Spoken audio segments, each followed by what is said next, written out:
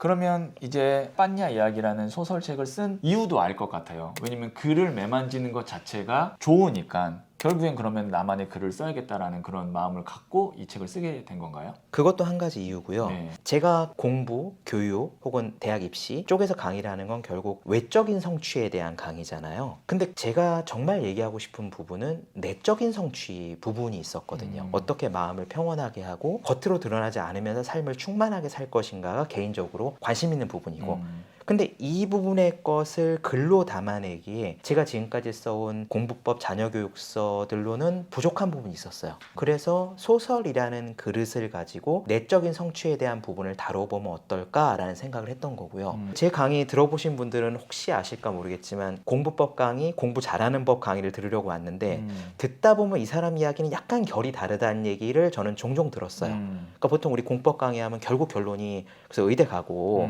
이렇게 해야 점수 올라가고 이 얘기인데, 저는 시작은 그거 같지만 흐름이 다른 쪽으로 가거든요.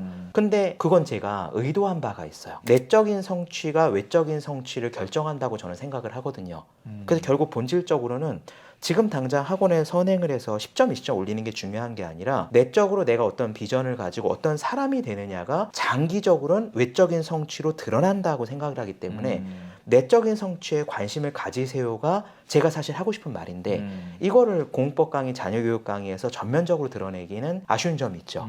그래서 제가 이야기로 형태로 풀어야겠다는 생각을 가지고 소설에 도전을 해볼까라고 생각했던 겁니다. 빠냐 이야기 대략 어떤 스토리인지 좀 말씀해 주실 수 있으시겠어요? 네, 회색 숲에 회색 원숭이 빠냐가 있습니다. 어렸을 때부터 두려움이 굉장히 많은, 겁이 많고 걱정이 많은 원숭이였어요. 근데 호기심이 워낙 많다 보니까 하지 말라는 짓을 합니다. 어둠의 숲에 어느 날 가봐요. 거기서 늙어가고 병들고 죽은 원숭이들을 보고 너무나 놀랍고 두려워합니다. 내가 나중에 저렇게 되는구나 라는 걸 알고 충격을 받았는데, 그럼 나는 어떻게 살아야지? 라고 할 때 수행자 원숭이가 마르가를 찾아서 가라 라고 조언을 해줍니다. 빠냐는 그 이야기를 듣고 우두머리가 되려는 기존의 목표를 포기하고요, 나의 마르가를 찾아서 좁은 회색 숲을 벗어나 넓은 붉은 숲으로 넘어가고 그 뒤에 바다로 향해 가고 모험을 해 나가는 것이 이 책의 줄거리입니다. 스토리를 말씀해 주시는 가운데 두려움이라는 얘기를 하셨고요. 그다음에 마르가라는 단어를 말씀하셨는데, 우선 마르가가 무슨 뜻인가요?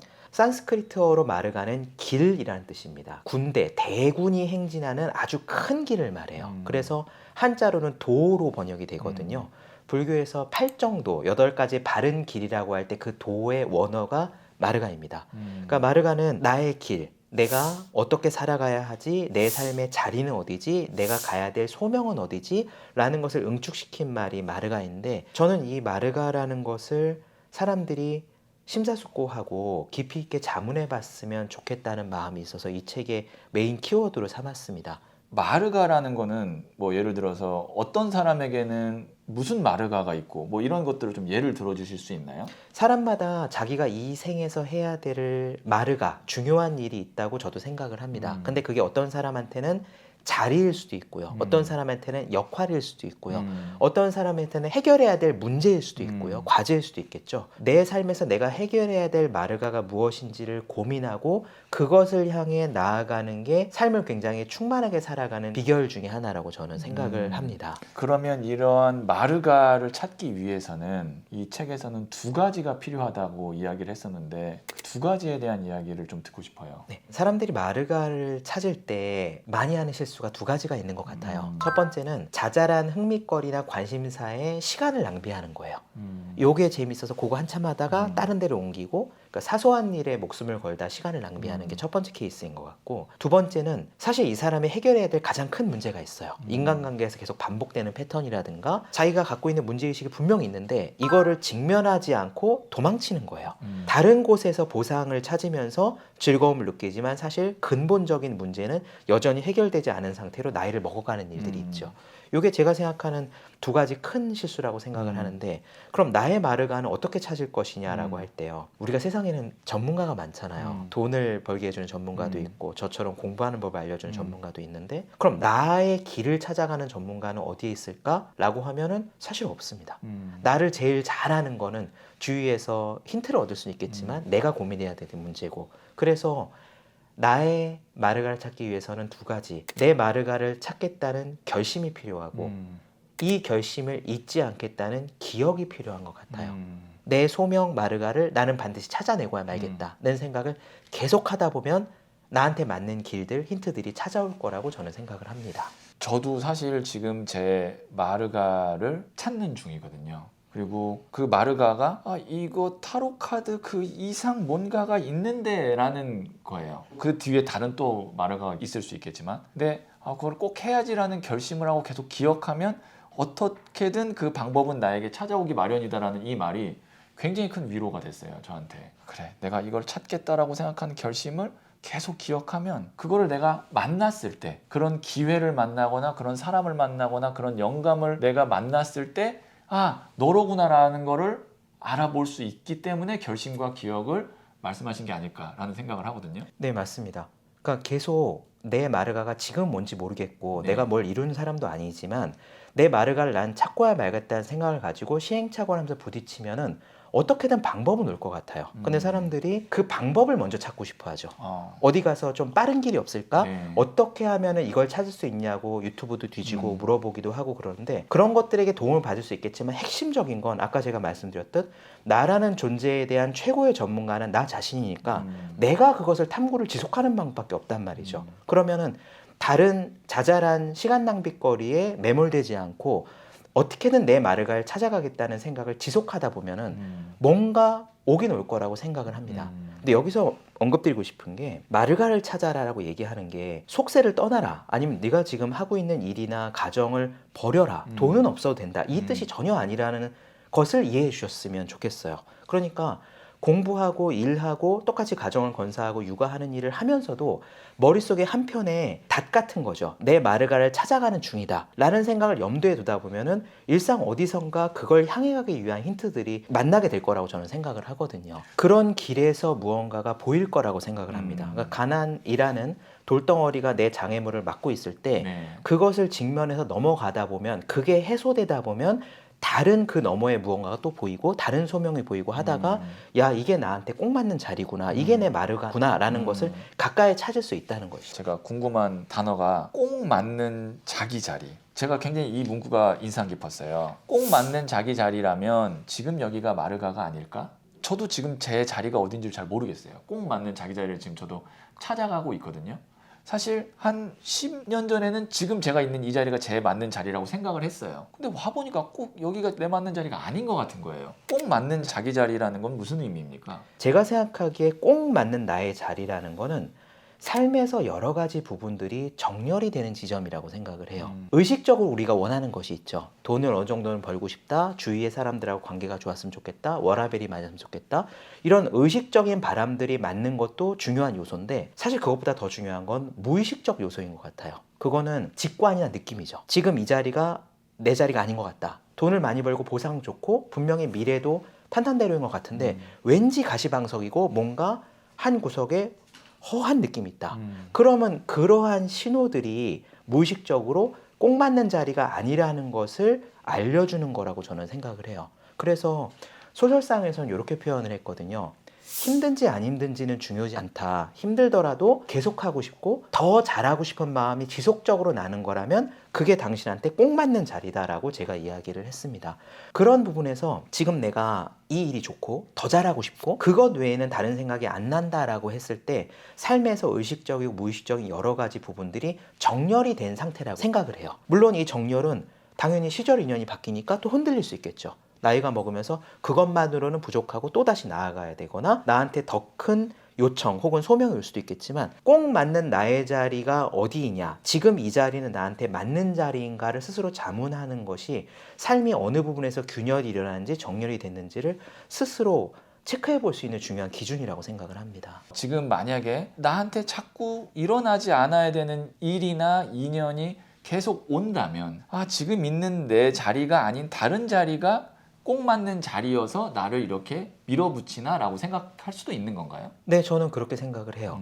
그런 부분에서 어떤 내가 이해할 수 없는 더 큰 힘이 나를 조금 더 정렬이 맞는 쪽으로 미는 것이 아닐까 라고 생각을 하고, 또 내가 굉장히 성실히 살았어. 개인적으로는 정말 더 어떻게 할 수 없을 정도로 열심히 살았음에도 불구하고 내가 원치 않았던 일들이 일어나거나 흐름이 맞지 않은 일일 때는 무언가 이 자리가 아니라는 것에 대한 직관과 느낌을 가지고 조금 마음을 비우거나 용기를 내서 옮겨볼 필요가 있을 것 같아요. 방금 말씀하신 그 부분 제가 또 질문 드리고 싶은 게 있는데, 살면서 원치 않는 일들이 원했던 일들보다 사실 더 많이 일어나잖아요. 우리가 사실 원하는 일 일어나는 게 1이면 원치 않는 일 일어나는 게 9 정도 되는 것 같아요. 성실이라고 이야기했던 것과 연관 짓는 그 대목이 나와요, 책에. 언젠가 원치 않는 일이 일어나거든 그건 성실하지 않았던 지난 어느 순간의 대가라는 사실을 명심하거라. 행동의 성실만을 의미하지 않는다는 사실을 깨달았다. 그것은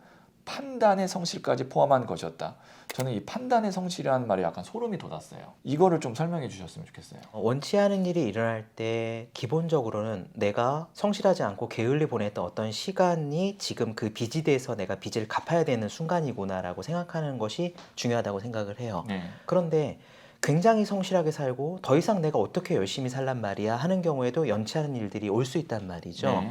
그 경우에는 이 성실이라는 게 아침부터 밤까지 빠짐없이 쉬지 않고 일을 한다를 넘어서는 것이 있다는 사실을 조금 이해했으면 좋겠어요. 그러니까 내가 지금 행동하는 것이 그냥 열심히 산다만 중요한 게 아니라 나의 이 행동이 앞으로 어떤 인과로 연결될지까지 생각하는 것을 저는 여기서 판단이라고 표현을 했습니다.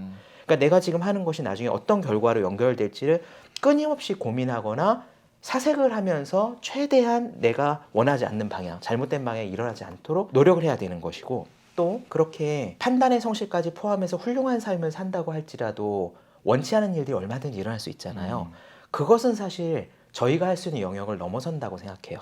이해할 수 없는, 예를 들면 전생의 업이라든가 혹은 아예 나의 작은 인연과보를 넘어선 자연 전체의 커다란 자연재해 같은 이런 것들은 우리가 피하기도 하고 조심하기도 하고 뭐 대비하기 위해서 노력도 해야 되겠지만, 기본적인 애티튜드는 받아들이는 자세를 수행하는 것에 달려있지 않나라고 생각을 합니다. 작가님 같은 경우는 살면서 원치 않는 일들이 일어날 때 어떻게 하시나요? 흐름이라는 거는 왔다 갔다 바뀔 수 있는 거니까요. 네. 원치 않은 일들이 일어날 때는 지나가야 될 시간인 거죠. 그럼 그때는 내가 할 수 있는 일들이 있어요. 예를 들어 코로나가 처음 터졌을 때 터지자마자 저는 제가 잡혀놓은 강의가 100% 취소됐거든요.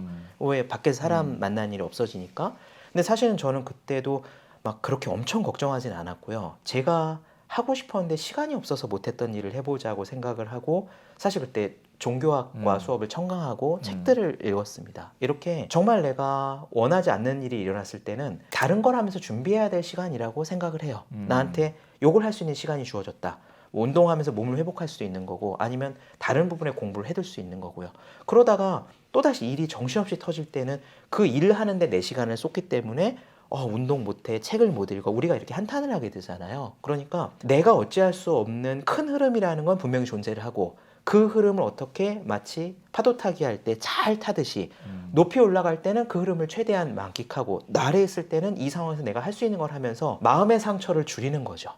생각해보면 안 좋은 일들이 일어날 때 이 일은 왜 안 좋은 일이고 이 일은 왜 좋은 일이냐, 그 판단 기준이 뭐냐고 하면 판단 기준은 내가 생각하는 거잖아요. 이거는 좋은 일이고 이건 나쁜 일이다. 그런데 솔직히 말해서 어떤 게 좋은 일이고 어떤 게 좋지 않은 일인지는 정말 궁극적으로는 아무도 모르는 거죠. 그렇죠. 네. 1차적으로는 돈 많이 벌면 좋고 좋은 비즈니스를 하면 좋지만 이게 진짜 좋은 일이냐? 그거는 사실 모르는 거잖아요.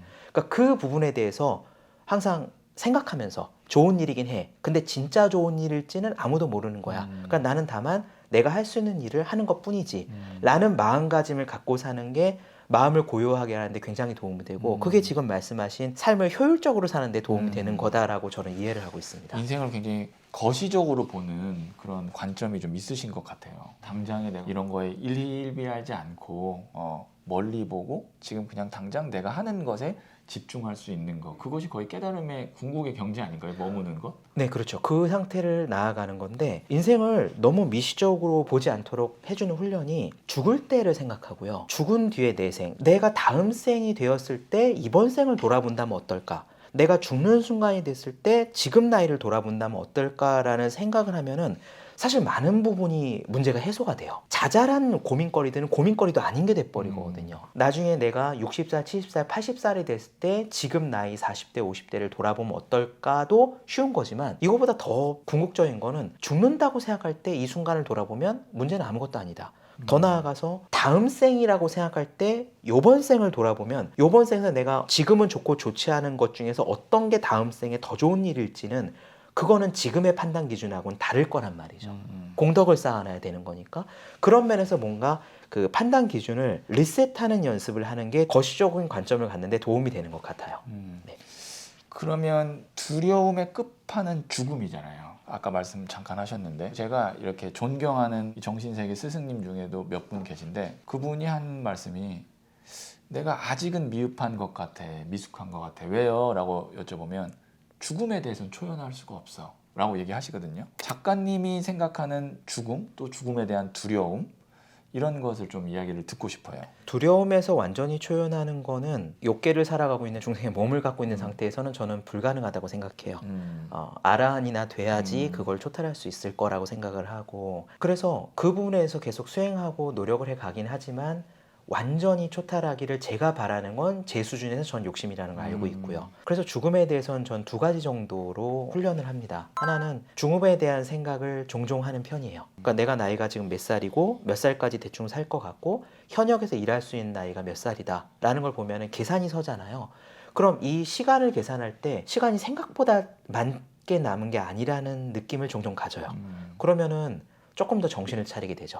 놀고 싶은 것도 그거 할 때가 아니다. 나쁜 음식도 좀 덜 먹게 되는 그런 유용한 이점이 있고, 두 번째로는 명상을 할 때 죽음 명상을 하는 게 루틴 중에 하나입니다. 앉아서 호흡 명상을 하면서 지금 내가 이 순간이 죽는 순간이다라는 생각을 좀 가져보는데요. 왜냐하면 호흡이 끊어지는 순간은 언제 어느 때고 예측할 수 없는 상태에 닥쳐올 거고, 그럼 내가 마지막 숨을 쉬는 그 순간은 결국 경험하긴 할 거란 말이죠. 그래서 내가 앉아서 명상을 할 때 지금 이 순간이 마지막 숨이 넘어가는 순간이고 나는 몸의 다른 곳도 움직일 수 없고 보고 듣는 것도 불가능하면서 나한테 남아있는 거는 마지막 호흡과 의식뿐인 순간이 오긴 올 거다 는 생각을 하면서 지금 그 순간이라는 것을 되새기는 훈련을 좀 합니다.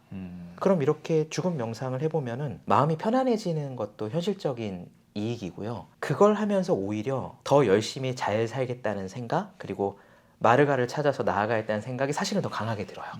왜냐하면 지금 내가 갖고 있는 것들 중에서 정말 본질적인 것만 죽을 때는 남을 거라는 느낌을 받거든요. 그 느낌이 삶을 더 집중하게 만들어주는 거죠. 저도 죽음에 대한 생각을 이상하게 어렸을 때부터 많이 했었거든요. 근데 지금은 제가 죽는 거에 대한 두려움보다 내가 사랑하는 사람이 죽는 거에 대한 두려움이 커요. 이제 연세가 있으시니까 부모님, 그리고 내가 죽었을 때 남아서 슬퍼할 나를 사랑하는 사람의 또 그 슬픔에 대한 두려움이 있어요. 예를 들어서 제가 이제 나중에 나이가 들어 죽었을 때 뭐 나를 사랑하는 가족이 있을 거 아니에요. 그 사람들이 할 슬픔, 이런 거에 대한 두려움이 있는데 그런 두려움은 없으신가요? 항상 있죠.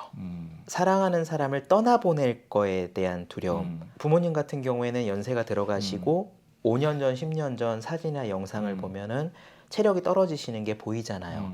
그럼 그런 걸 보면서에 대한 가슴 아픔이 있고, 반대로 이야기하면 내가 나중에 죽을 시간이 됐을 때 내 배우자 혹은 뭐 내 아이가 나를 보면서 얼마나 애달파할까, 그리고 나는 이 아이의 모습을 못 보는 순간이 온다 라는 생각을 하면 굉장히 가슴이 아프죠. 그거는 두려움 이전에 슬픔 같은 것이 굉장히 큰 것 같은데, 그런 두려움과 슬픔은 피할 수 있는 부분이 아니고, 그렇다고 그거를 잊어버리려고 애쓰는 것도 제대로 된 방식이라고 생각하지 않아요. 왜냐하면 그것은 언젠가 직면해야 될 순간이니까 그건 오히려 기억하고 염두에 두어야 될 부분인 것 같고요. 대신 그런 장면을 되새기면서 거기에 매몰되고 슬픈 감정에 젖어 있는 게 중요한 게 아니라, 그러다 보니까 내가 오늘 저녁에 더 잘해야지, 그러다 보니 내가 부모님한테 전화 드릴 때 더 살갑게 해야지, 이런 쪽으로 액션을 전환하는 신호로서 삼는 게 훨씬 중요하다고 생각을 합니다. 제가 사랑하는 사람, 나를 사랑하는 사람도 얘기했지만 요즘은 이제 애견이나 아니면 고양이를 많이 키우시는 분들이 그거에 대한 두려움이 굉장히 크시더라고요. 어쨌든 강아지나 고양이는 사람보다는 더 오래 살지 못할 거고, 그리고 또 그 대상이 세상을 떠났을 때 겪는 슬픔, 두려움, 그것 때문에 제가 이전에 그 상담도 좀 많이 했었어요. 그런 쪽으로. 그런 공포, 두려움 있으실 것 같은데 그런 분들에게는 어떤 말씀을 하실 수 있으시겠어요? 저도 예전에 푸드를 키웠는데요. 아, 네. 강아지가 제가 노르웨이로 여행을 갔다 돌아온 그 여행 기간 동안에 사고가 나서 죽었어요. 딱 7년 키웠던 것 같아요. 오래 7살, 키웠네. 네, 예. 7살 때였어요. 그래서 그 강아지가 가지고 놀던 공이나 개껌이나 이런 게 막 장롱 밑에서 나오고 막 하잖아요.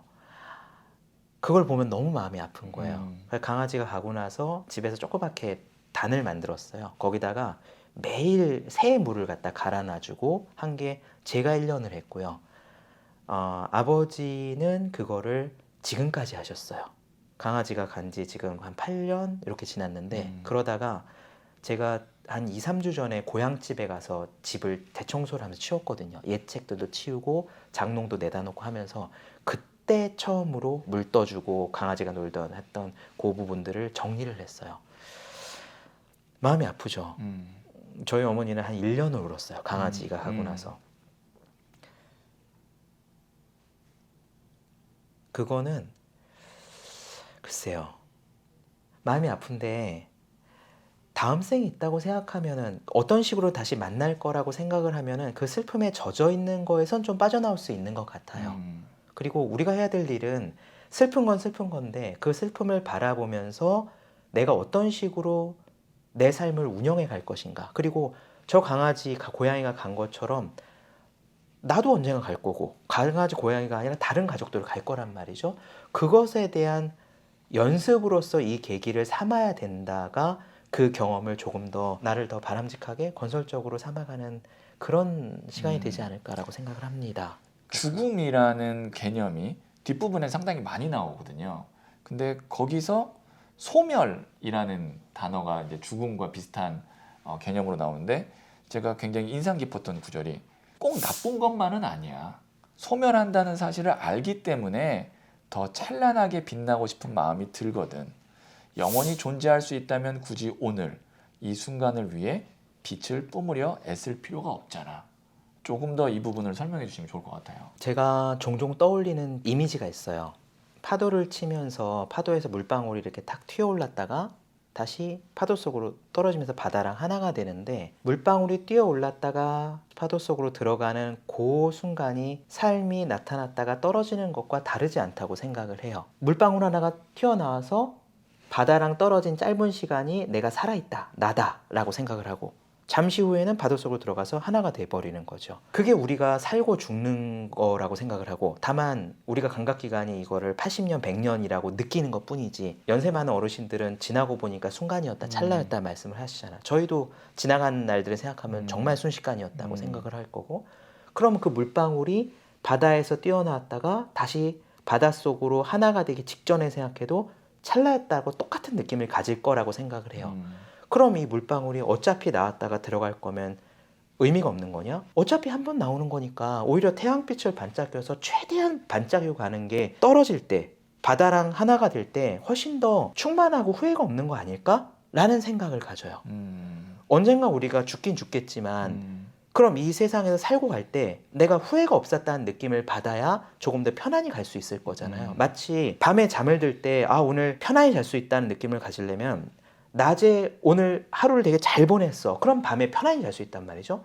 이것과 비슷한 느낌을 죽게 될 때 가질 거라고 저는 어렴풋이 생각을 해요. 그러려면 살 때 내가 갖고 있는 재능을 최대한 발휘하고 다른 사람한테 최대한 많이 헌신하고 그리고 내 마르가를 향해서 무언가를 나아가야 죽을 때 그래도 80평생, 100년 평생 잘 살았다 가네 라는 마음을 가지고 다음 생을 집착 없이 편안히 가지 않을까가 제가 생각하는 거고요. 그러려면 어차피 살다 가더라도 이번 생을 잘 살아야지. 그리고 그게 또 공덕이 된다고 생각을 합니다. 더 좋은 곳에 태어나는 것에 대한. 네. 원숭이 빤냐가 전사들을 이렇게 훈련시키는 훈련 대장이 돼요. 그리고 그 훈련에 있어서 핵심은 2가지라고 얘기하는데 저는 그게 굉장히 인상이 깊었거든요. 첫째, 훈련은 힘들게 하기. 둘째, 잘못하는 동작을 연습하기. 이 두 가지가 훈련의 핵심이라고 이야기하셨는데 왜 그렇게 말씀하셨는지. 예. 네, 제가 주로 많이 하는 본업이 공부와 자녀교육 쪽이다 보니 이 부분은 명확한데요. 어떻게 하면 공부를 잘하느냐, 그리고 어떻게 하면 업무를 할 때 내 실력을 빨리 향상시키느냐에 대해서 이 두 가지가 핵심이에요. 힘들어야 돼요. 힘들고 고통스럽고 공부로 얘기하면 머리를 많이 써서 머리가 지끈지끈할 때 실력이 빨리 오릅니다. 반대로 얘기하면 거의 힘들지 않고 설렁설렁하면 시간을 많이 해도 실력의 향상이 크지 않아요. 왜냐하면 우리 뇌는 실제로 뇌에 통증이 많이 가해질 때 들어오는 정보를 값비싼 정보라고 인식을 하거든요. 왜냐하면 그 정보를 습득하는데 에너지를 많이 투자했잖아요. 그러니까 그 정보를 장기 기억 속에 넣는단 말이죠. 그래서 공부를 하거나 업무를 할 때는 내가 지금 힘든 걸 하고 있고 어려운 거를 파고 있으면 실력이 빨리 느는 거예요. 두 번째로는 이거는 이제 잘하는 친구들과 잘 못하는 친구들을 관찰하면서 명확히 느낀 건데, 잘하는 친구들은 내가 아는 부분과 못하는 부분을 구분합니다. 잘하는 동작과 못하는 동작도 구분하죠. 그래서 잘 못하는 것만 파야 돼요. 잘 못하는 것만 반복해서 그거를 마스터하는 게 실력이 빨리 느는 비결이에요. 그럼 실력이 잘 안 느는 친구들은 어떻게 하냐? 처음부터 합니다. 처음부터까지 순차적으로 해요. 혹은 학원을 다니거나 할 때 어떤 부분을 공부해야 될지를 주도적으로 내가 생각하는 것이 아니고 시킨 걸 처음부터 끝까지 해요. 그러다 보니 이미 내가 잘하는 부분들이 군데군데 있는데 그건 사실 내가 실력이 빨리 느는 부분이 아니란 말이죠. 이 두 가지가 맞물려 돌아가는 거예요. 잘 못하는 부분을 파야 실력이 빨리 오르는데 잘 못하는 부분은 힘들다는 말이죠. 그러니까 힘들게 하는 시간이 많아야 실력이 올라갑니다. 네. 어떻게 보면 뭐 운동도 마지막 하나 이렇게 더 해야 그게 근육이 되고 더 한다고 이야기하잖아요. 그런 것과 비슷한 거네요. 네, 똑같습니다. 뭐 운동이든 피아노 칠 때든 내가 안 되는 그 부분을 반복해서 연습해야지 잘 되는 부분 처음부터 계속 연주한다고 실력이 되는 게 아니잖아요. 이 부분에서 사실 위안을 얻는다는 학부모님들, 선생님들이 많으셨는데요. 우리가 잘 못하는 부분을 할 때는 야단을 맞잖아요. 회사에서도 야단 맞을 수 있고 자신감도 떨어진단 말이죠. 근데 그거를 해야 실력이 들어요. 그러니까 내가 지금 잘 안 되고 버벅거리고 있으면 잘하는 거예요. 그래야 실력이 느는 거고, 그래야 내가 거시적으로 볼 때 나아지는 거지. 내가 계속 잘 되고 편안하고 좋은 거를 오래 한다고 실력이 빨리 느는 게 아니에요. 네. 이 책의 표지에 보면 마음에는 본래 걸림이 없고 걸림이 없으므로 두려움이 없어서, 이 문구가 이렇게 딱 써 있는데 이 문구가 작가님 삶의 나침반 같은 문구인가요? 네, 굉장히 좋아하는 문구입니다. 이게 반야심경에 있는 문구예요. 신무가에 무가에고 무유공포. 신무가에 마음에는 걸림이 없고 무가에고 걸림이 없으므로 무유공포. 두려움이 있을 게 없다.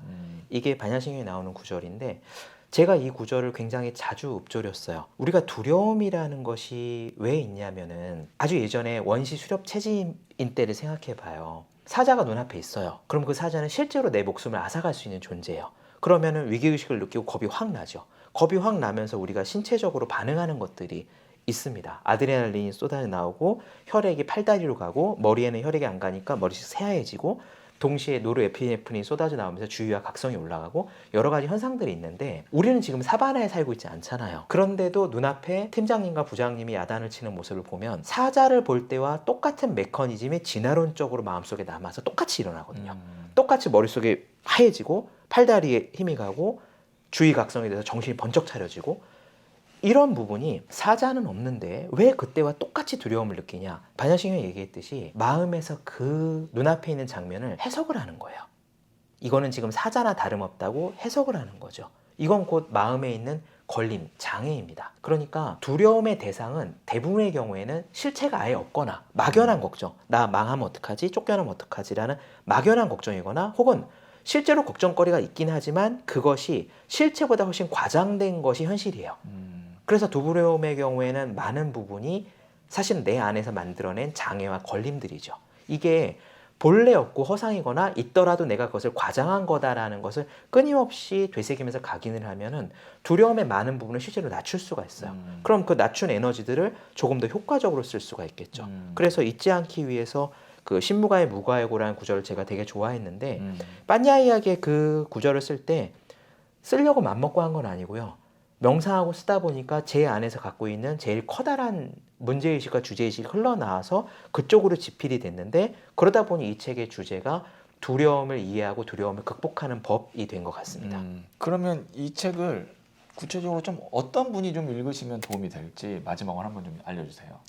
첫째는 두려움과 걱정이 많은 분들이 읽으시면 도움이 될 것 같습니다. 걱정의 대상은 여러 가지죠.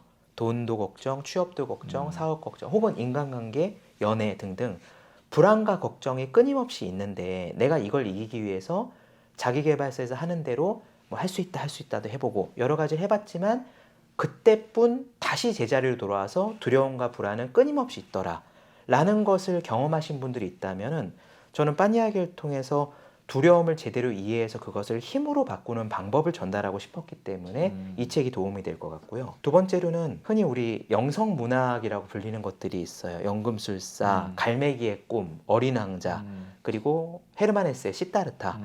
이런 책들을 읽었는데 아, 참 좋았다 라는 분이 계신다면 분명 이 책 읽으시면 좋다는 생각을 하실 것 같습니다. 내가 삶에서 다시 새 힘이 나서 정말 무언가 잘해보고 싶다 이렇게 의욕을 맛보고 싶은 분들이 계신다면 이 책의 주제가 두려움을 극복하고 이해하는 법이니 여기서 분명히 선물을 얻으실 수 있을 거라고 생각합니다. 이런 분들께 좀 추천을 드리겠습니다.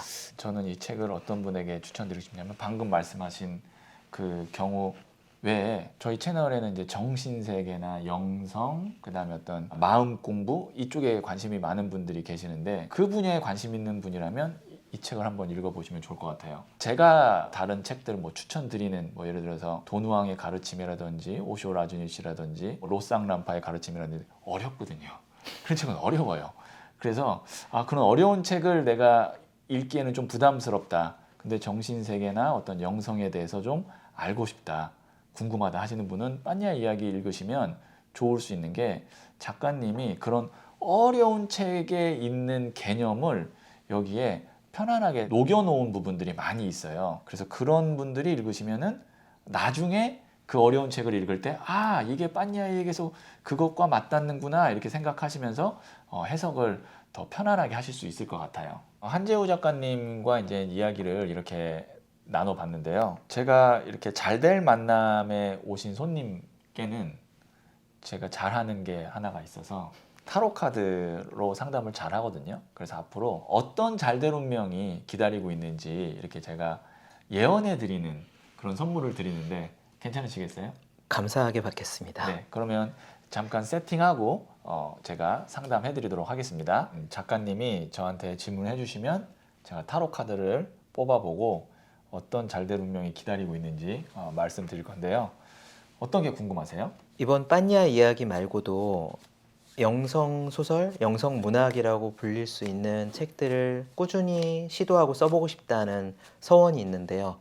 그 부분이 잘 맞는지 혹은 어떤 잠재력이 있는지 같은 것들을 한번 보고 싶습니다. 네.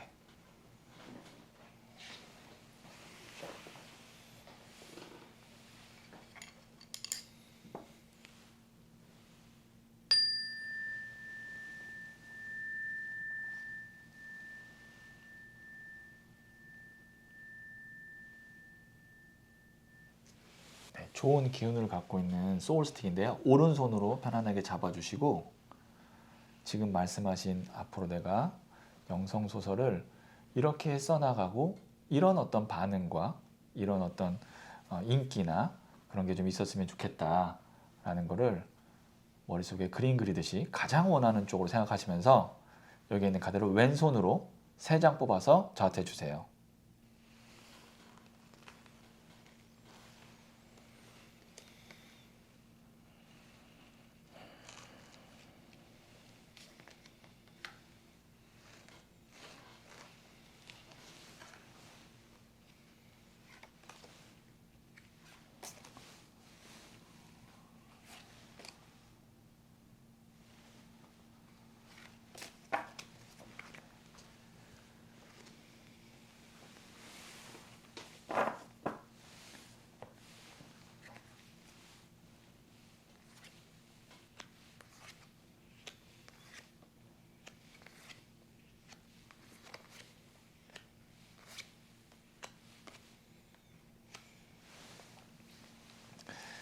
이제 근본, 현재, 미래, 결론 이런 흐름이 있어요. 제가 보시기 편하게 다 이렇게 해드릴게요. 그 다음에 이게 나의 어떻게 보면 현재 상황이자 문제점, 조언점. 그 다음에 이게 주변 환경, 결론이거든요.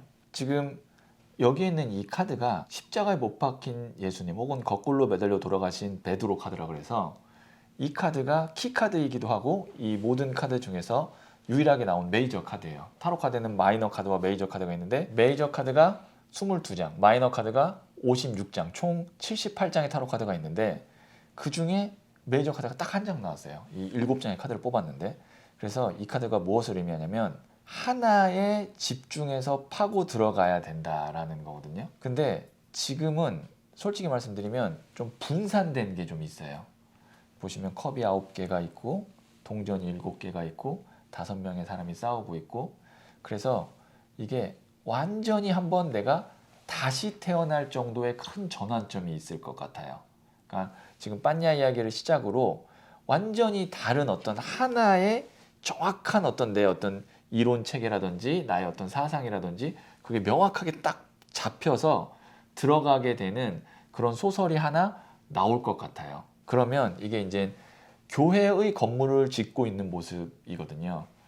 그 소설이 잘 되면 그걸로 인해서 어떤 내가 단체나 기관이나 조직을 만들 수도 있어요. 그러니까 소설이지만 어떤 하나의 사상이나 철학을 담고 있는 소설이 제가 봤을 때는 작가님이 가야 될 마르가가 아닌가 싶어요. 그러니까 빤야 이야기도 되겠지만 좋지만 그 이유를 저한테 물어보셨잖아요. 그래서 제가 그 이후에 어떤 길을 가야 되는지 조금 더 거시적으로 말씀드렸고 여기에 있는 이 결론은 5명의 사람이 막 싸우고 있잖아요. 이거는 이제 여러 개를 같이 뭉쳤을 때 이렇게 될 거고 만약에 내가 하나의 정말 딱 정확한 어떤 체계가 있어서 그것만 마치 어떤 법칙같이 그런 걸 딱 하면 어떤 사람들에게는 확실한 효과가 있고 그거에 팬덤이 딱 구축되는 비즈니스적으로도 연결될 수 있는 그런 소설을 만들어내는 것이 작가님이 가야 될 길이 아닐까 이렇게 이 카드를 봤을 때 생각이 됩니다. 하나를 집중해야 된다는 이야기는 네. 빤야 이야기의 연속성상에 있는 것을 집중해야 된다는 뜻인가요? 아니면 저것과 무관한 다른 거를 써야 된다는 말씀이신 건가요? 저는 여기에 나온 카드로 봤을 때 다른 거를 의미합니다. 다른 거를? 네. 왜냐면 시작이거든요. 시작이 이게 끝이에요. 근데 뒤에 태양이 떠오르잖아요. 완전히 뭔가 내가 다른 거 그리고 조금 더 만약에 직관적으로 이 10번 칼카드와 순교자 카드를 같이 말씀드리면 기존의 사람들이 알고 있었던 상식이나 개념을 완전히 반대로 이야기하는 것일 수도 있어요. 굉장히 혁신적인 거나 아니면 굉장히 좀 이런 개념이 있다고 이렇게도 생각할 수 있다고 근데 그게 이제 어떻게 보면은 한재우 작가님이 만든 새로운 어떤 길일 수도 있어요. 굉장히 의미심장한 카드가 나왔어요. 빤야 이야기를 계속 연속성 있게 쓰는 경우를 한번 카드로 뽑아 드릴게요.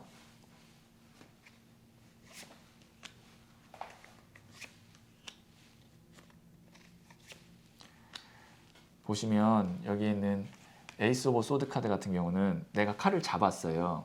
그리고 가긴 가요. 그리고 이걸로도 유지가 돼요. 근데 이걸로 이 카드 3장은 이 행맨 순교자 카드와는 격이 달라요. 격이 달라요. 이거는 제가 볼 때는 쓰면서 말씀하신 대로 계시를 받고 명상을 가서 쓰시면서 이 길이 어떤 길인지 이해가 가는 순간이 제가 볼 땐 올 것 같아요. 근데 지금 미리 제가 이 카드를 어쨌든 타로 카드는 미래를 예측하는 카드잖아요. 미래를 예측했을 때 이 순간이 올 것 같아요. 내가 계속 쓰다 보면 그동안 사람들이 생각하지 못했던 이런 지점을 소설로 내가 써야겠다. 나만의 어떤 그런 시그니처가 있는 그런 소설을 나중에 쓰실 것 같아요. 네, 알겠습니다. 그리고 그 소설을 좋아하고 그 소설을 따르는 사람들이 모이게 되는 그런 구조까지도 만들어질 수 있어요. 이 책과 동일한 레벨의 연속성을 쓰는 것보다 이거를 기반으로 하되 생각을 곱씹어서 완전히 무언가를 뒤집는 거를 집중해서 쓰는 것이 훨씬 낫다는 조언이신 거죠? 그렇게 될 것 같아요. 그게 낫다는 게 아니라 네, 그렇게 될 것 될 같다. 것 같다. 왜냐면 이 카드가 굉장히 강렬하거든요. 이 카드가 근본에 완전히 뭔가 뒤집는 그리고 거기서 내가 이 순교자 카드라 그래서 이 카드가 나만의 영역이 있어서 거기서 후광이 비치는 카드거든요. 그러니까 이게 부활하는 거랑도 비슷한 거예요. 그래서 카드 자체를 전체적으로 봤을 때 저는 그렇게 생각합니다. 지금 이 점괘가 지금은 이해가 안 가실 수 있지만 조금 시간이 지난 후에 정혜도가 얘기했던 게 이 소설이랑 이렇게 딱 매칭이 되는구나를 저랑 개인적으로 아시니까 아마 말씀하실 것 같아요. 네. 알겠습니다. 네. 잘 참고해서 곱씹어 보겠습니다. 저도 이 소설이 언제 나오는지 그다음에 나오면 저도 굉장히 좀 그때 봤을 때 보람이 있을 것 같아요. 요건 어쨌든 영상으로 남으니까 저한테도 나중에 나오면 큰 공부가 될 것 같습니다. 알겠습니다. 네. 이거는 그럼 하여튼 차기작과 다음 작업들에 대한 그렇죠. 방향성과 예측을 예, 말씀하신 계속 거죠? 내가 이 일을 할 거냐? 네. 하게 될 거고 음. 그 과정 속에서 나도 깨달음이 있고 큰 변화가 있어서 나만의 정말 시그니처 같은 그런 개념이나 사상이 담긴 소설이 나온다. 이렇게 정리해서 말씀드릴 수 있을 것 같아요. 네, 알겠습니다. 네. 네. 긴 시간 동안 이렇게 이야기 나눠주셔서 감사드리고요. 또 새로운 소설 나오면 그때 한번 또 저희 이야기 나누도록 하겠습니다. 네, 알겠습니다. 불러주셔서 감사드립니다. 네, 한재우 작가님과의 네 번째 잘될 만남 여기까지 하고요. 지금 영상 보시는 분들은 네, 잘될 운명입니다. 감사합니다.